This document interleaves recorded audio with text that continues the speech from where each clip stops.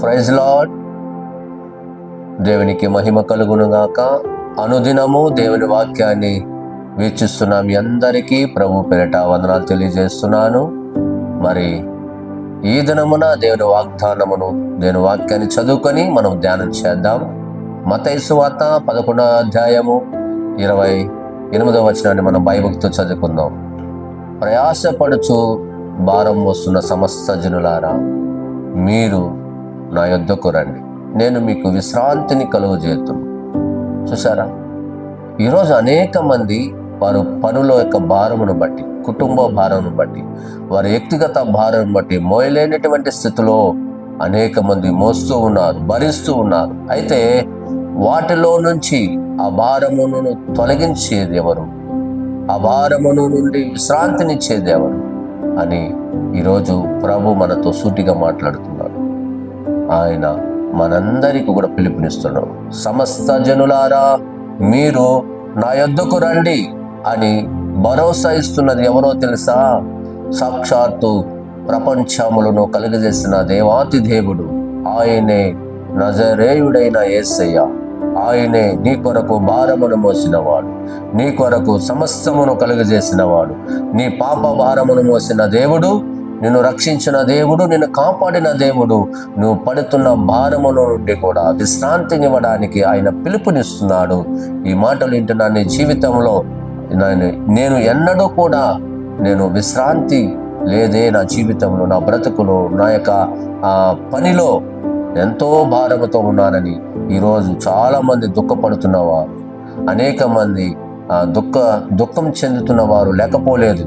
అయితే ఈ లోకంలో చాలా మంది ఆ భారమును తగ్గించుకోవడానికి, ఆ విశ్రాంతి కొరకు ఎక్కడికి వెళ్తున్నారు తెలుసా? బారులకు వెళ్ళి మద్యముతో సేవిస్తున్నారు, మద్యం సేవిస్తున్నారు, డ్రగ్స్కి లోనైపోతున్నారు, స్త్రీలకు లోనైపోతున్నారు. ఈ లోకములో ఉన్నటువంటి ఆ తుచ్చమైనటువంటి సంతోషాన్నిచ్చే, కొంతసేపు మత్తు కలిగించేటటువంటి విషయానికి వాళ్ళు అందులో విశ్రాంతి ఉందని, సమాధానం దొరుకుతుందని దానికి బానిసైపోయినారు. అయితే వాటిలో అది నిత్యము నీకు విశ్రాంతిని ఇవ్వదు. ఎక్కడ విశ్రాంతి దొరుకుతుందంటే, విశ్రాంతి ఇచ్చే దేవుడే నిన్ను పిలుస్తున్నాడు, నిన్ను ఆయన ఆహ్వానిస్తున్నాడు. నా యొద్దకు రండి అయ్యా, నేను మీకు విశ్రాంతి ఇస్తున్నాను. ఇదిగో, ఈ ప్రపంచంలో ఉన్న ప్రతి మనిషికి విశ్రాంతి ఇవ్వాలంటే ఆయనే ఇవ్వాలి, ఆయనే నిన్ను ఆశ్రయించాలి, ఆయనే నిన్ను దీవించాలి, ఆయనే నిన్ను అభివృద్ధి చేయాలన్నా, ఆశ్రయించబడాలన్నా నీవు ఆయన యొద్దకు నువ్వు రావాలి. కాబట్టి ఆయన ఇచ్చేటట్టు ఆశీర్వాదము నువ్వు పొందుకోవాలంటే ఈరోజు ఆయన వాక్యము ద్వారా నిన్ను పిలుస్తున్నాడు. ప్రయాసపడుతున్నావేమో, ఇదిగో మోయలేని భారముతో నువ్వు సతమతవుతున్నావేమో, ఆ మోయలేని భారమును కూడా దేవుడు తీసేస్తాడు. కనుక ఆయన మీద ఆనుకొని, ఆయన మీద నువ్వు ఆధారపడితే, ఆయనను ఆశ్రయిస్తే, ఆయన సన్నిధికి వస్తే నిత్యముగా నీకు విశ్రాంతి దొరుకుతుంది. చూసారా, ఈరోజు అనేక మంది సువార్తను, ప్రభువును గురించి సువార్తను ఎక్కడ విశ్రాంతి దొరుకుతాదని వారు అనేక మంది సువార్త భారమ కలిగి సేవకులు, సువార్థికులు, సువార్త భారమ కలిగినటువంటి అనేక మంది ప్రపంచ యావత్తు సువార్త ప్రకటిస్తున్న వారిని చంపేస్తున్నారు. వారిని అనేక మంది దాడులు చేస్తున్నారు, సేవకులను చంపేస్తున్నారు, వారిని అవమానపరుస్తున్నారు. వారు చూసారా, ప్రభు ఇచ్చే సంతోషాన్ని, సమాధానాన్ని, విశ్రాంతిని పొందుకోవాలని ప్రభు చెప్పిన మాటలను వాళ్ళు ప్రకటిస్తూ ఉంటే, అనేక మంది సేవకులను భారమ కలిగి వారు ప్రకటిస్తూ ఉంటే వాటిని తృణీకరిస్తూ ఉంటారు, వెనుదిరుగుతూ ఉంటారు చాలా మంది. అయితే ఈరోజు ఈ మాటలు వింటున్న నీ జీవితంలో నీవు విశ్రాంతి పొందుకోవాలంటే ప్రభు మాటలకు పిలుపునిస్తున్నటువంటి పిలుపును అందుకొని నువ్వు ప్రభు సన్నిధికి వస్తే, ఆయన యొద్దకు వస్తే ఆయన నీకు విశ్రాంతిని ఇవ్వగలడు, ఆరోగ్యాన్ని ఇవ్వగలడు, సమస్తాన్ని ఇవ్వగలడు. ఈరోజు ప్రియమైన వారులారా, మీరు ప్రభు యొద్దకు రావాలని, ఆయన ఇచ్చే ఆశీర్వాదం మీరు పొందుకోవాలని ఆయనే పిలుపునిస్తున్నాడు. ఈరోజు చూసారా, ఈరోజు నీకు విశ్రాంతి ఇస్తున్నారా అని ఎవరు నీకు ఇస్తారు? ఎవరు నిన్ను ఆశగా ఈరోజు నీకు మందు తీయిస్తున్నారండి, చెడిపోవడానికి నీకు మార్గాల్లో చూపిస్తారేమో, పాడైపోవడానికి, పతనమైపోవడానికి, నేను పడగొట్టడానికి అనేక మందికి సహాయపడతారేమో.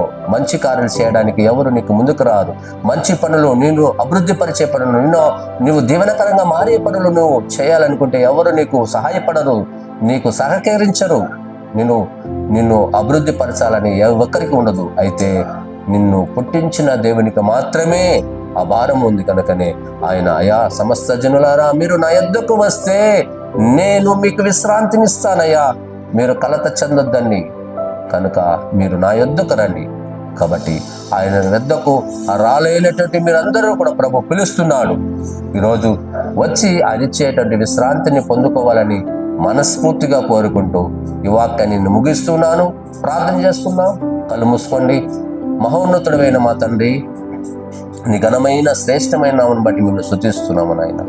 మరి ఈ దినమున, ఈ ఉదయకాల దినమున ప్రభు నీ ప్రియబిడ్డలు ఈ వాక్యాన్ని వింటున్న వారి జీవితాల్లో ఇదిగోనైనా ప్రయాసపడే భారం మోస్తున్న సమస్త జనులారా మీరు నా యొద్దకు రండి, నేను మీకు విశ్రాంతిని కలుగు చేతని వాగ్దానం చేసిన దేవా, మీరు మాట తప్పని వాడున్నాయి. ఇదిగో నీ పిల్లలు పడుతున్న ఆ ప్రయాసములో వేటి శాతపాలు ప్రయాసపడుతున్న భారం మోయలేని స్థితిలో ఉన్నవారు వారందరికీ విశ్రాంతి కలుగు చేసేవాడు మీరే కదా నాయన. వారి హృదయాలు తెరవబడని, వాళ్ళ మనోనేత్రులు వెలిగించబడని ప్రభు ఈ వాక్యం వింటున్న వారి జీవితాల్లో మీ వద్దకు వచ్చి మీరు ఇచ్చేటువంటి విశ్రాంతిని పొందుకొని, దీవెన పొందుకొని ఆశీర్వదించబడినట్లు మీరు సహాయం దయచేయమని, వారందరూ కూడా నీ బిడ్డలుగా మార్చమని, ఆశీర్వదించమని, దీవించమని, వారందరూ కూడా ఈ దినమంతా శాంతితో సమాధానముతో మీరిచ్చేటువంటి విశ్రాంతిని కలుగు చేసి వారికి నెమ్మదిని కలుగు చేయమని ప్రార్థించి స్తుతిస్తూ ఈ మాటలు వారి జీవితంలో అది నాయన అది చక్కగా అభివృద్ధి పొందడానికి, ఆశీర్వించబడడానికి దీవించమని, ఆశీర్వదించమని, కృప చూపించమని ఈ మాటలు వింటున్న వారి జీవితాలందరి కుటుంబాల ప్రభా సమాధానమును ప్రభా విశ్రాంతిని కలుగు చేయమని యేసు నామమున అడుగుచున్నాము తండ్రి. ఆమేన్. God bless you.